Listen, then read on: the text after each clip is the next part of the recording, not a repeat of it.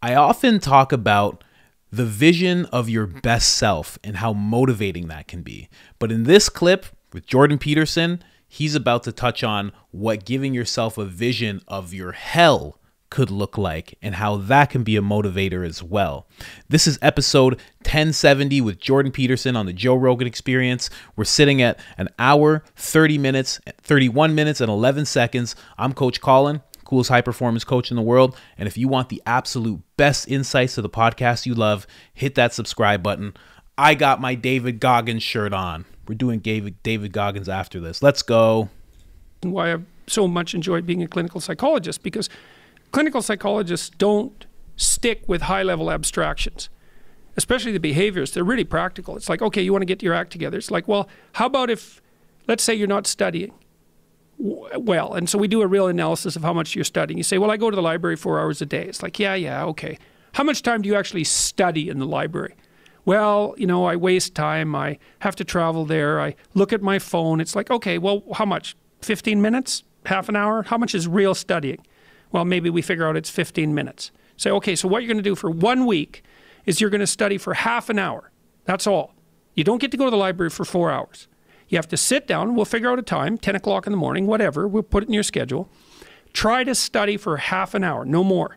And then just come back and let's have a conversation about how well that worked. And people will come back and they say, well, I managed it 4 days. And one day I went over and one day I couldn't do it at all. It's like, okay, that's better. Instead of 75 minutes of studying, 15 minutes a day for 7 days, what is that? 15, 70, 105 minutes. You've managed about 210 minutes. So you've already produced an improvement of 50% in your bumbling, horrible way. You got a 50% improvement in 1 week. It's like, that's deadly. It's like, so in the future authoring program, what we ask people to do is, well, think about your life along 6 dimensions. What do you want for your, so the goal is this: you're going to take care of yourself. You're going to have a life in 3 years that justifies its suffering. That's the goal. So you can invent the damn life, but you have to think what you would be satisfied with so you wouldn't be all bitter and resentful. It's like, okay, what do you want from your family? What do you want from your friends? How are you going to educate yourself? What do you want for your career? How are you going to use your time outside of work? How are you going to handle drugs and alcohol and other temptations like that? How are you going to keep yourself mentally and physically healthy? And these are open questions. Like, you get to answer them. The idea is you can have whatever you want, but you have to figure out what it is. It has to be realistic, and you have to figure out what it is.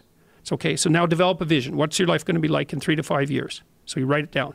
Then we do something else, which is, okay, your bad habits and your resentment and your bitterness and all of that, your procrastination gets completely out of hand, and you auger down, and you're in your own personal version of hell in 3 to 5 years. What does that look like? Well, everyone knows that. It's like everyone can look into the future and think, well, if I keep going on this dark path, this is where I'll end up. Well, then you've got little hell outlined for yourself to run away from, and you got a little heaven outlined for yourself to run towards, and then you're motivated. Because sometimes, you're just hopeful. I would like a good thing to happen. It's like, yeah, but, I'd like to drink half a bottle of whiskey tonight too. It's like, so which is it going to be? Well, just being hopeful about the future might not be enough, but then you think, oh, I see, like, there's that little hell thing that I outlined that's waiting for me. And maybe I'm afraid of taking the next step forward because it's demanding and challenging. It's like, yeah, I'm afraid of that, but I'm way more afraid of where I might end up if I don't get my act together. And people should be. That's why there are conceptions of hell in so many religions. It's like, hell's a real place. Whether it's eternal, that's a whole different question. Whether it's waiting for you in the afterlife, that's a whole different question. But if you've never met anyone in hell, you haven't lived very long. You haven't had your eyes open. Yeah, it's undeniable. That feeling of total, complete misery is undeniable. And yeah, especially when it's compounded by the fact that you did it to yourself. Yes. That's the real fun. That's the real fun part. It's like, I'm having a bitch of a time and I richly deserve it. I'm sure we've all been there, whether we like to admit it or not, because we can always blame externals, but, sometimes it's really our fault, barring, wild traumatic things, you know what I mean. But what I usually am giving people when I make these videos is telling them about that future self and how they should step into that.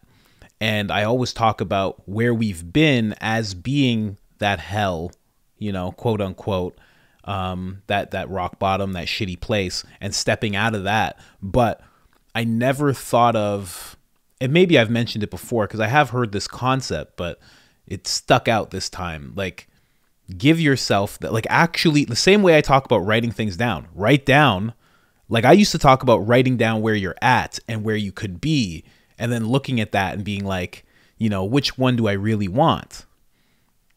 But he's talking about, you know, you already know where you're at and you know exactly what you want and how beautiful all that looks. But then writing down where you'll be if you just let all of the shitty parts of you just take over and you just downward spiral. Like, what does that version of life look like?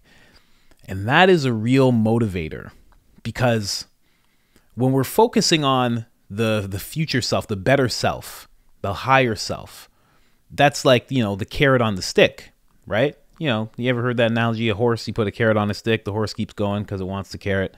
That's the carrot on the stick. That's great. But it's like, why not have the carrot on the stick and somebody with like a little blowtorch on your ass as well? You know, fire under your ass.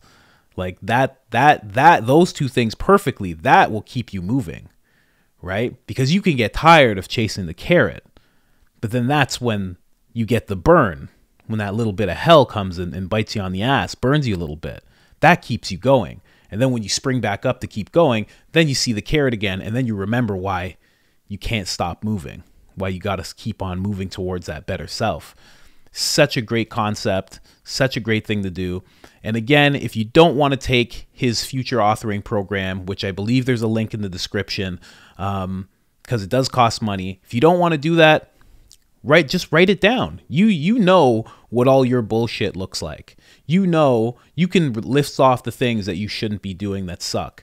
Write down a little description of what that looks like if you keep doing that 3 to 5 years from now. Just write it down. Like, cost you nothing but ink from your pen and a piece of paper. Write it down and see what it looks like. Really, really give it some life and show yourself, this is what things look like if I do not take care of myself, if I do not try to better myself, if I do not, you know, pursue anything higher or better for myself in life. And see what that look like. I know for me, it would look terrible. And again, I bring it up time and time again. My dad is such a big part of my life, even though he wasn't in my life at all, really, because he was that for me. He like showed me that. He was that little bit of hell of like, you could end up, you know, living in an apartment, small apartment, and not knowing all of your kids as well as you should, and being deep into addiction and being too old to fight your way out. You know, like literally you can't make up for the lost time. You know, you don't have the tools to break out of addiction. You don't know how to do it. There's just nothing you can do. You know, you can live in the now and try to make the best of the time that you have, but seeing that for me, that's like he gave me that gift. Like, I always think back to that and I'm like, I don't want to be like that. You know, I want to be a great husband. I want to be a great father. And, you know, if it takes not drinking alcohol ever again in my life, cool. Easy sacrifice. You know, if it takes stepping away from drugs, easy sacrifice. You know, it's a powerful thing. But maybe some of you don't have that person to look at that can do that for you, you know. But again, you have yourself, you have your own knowledge of yourself, and you can write it down. Writing things down is powerful. It can help you. I only make these videos to try and, you know, help myself, because I need to hear this stuff just as much as anybody. Believe me, like, I got to write my thing down too. Like, I had my dad, but I should write it down too, because writing things down is powerful. So I invite you to give that a try. There is nothing bad that can come of it other than you seeing what type of shit you might get into if you don't improve yourself. And that, in my opinion, is the best thing that any of us could do. All right, I'm out. Peace.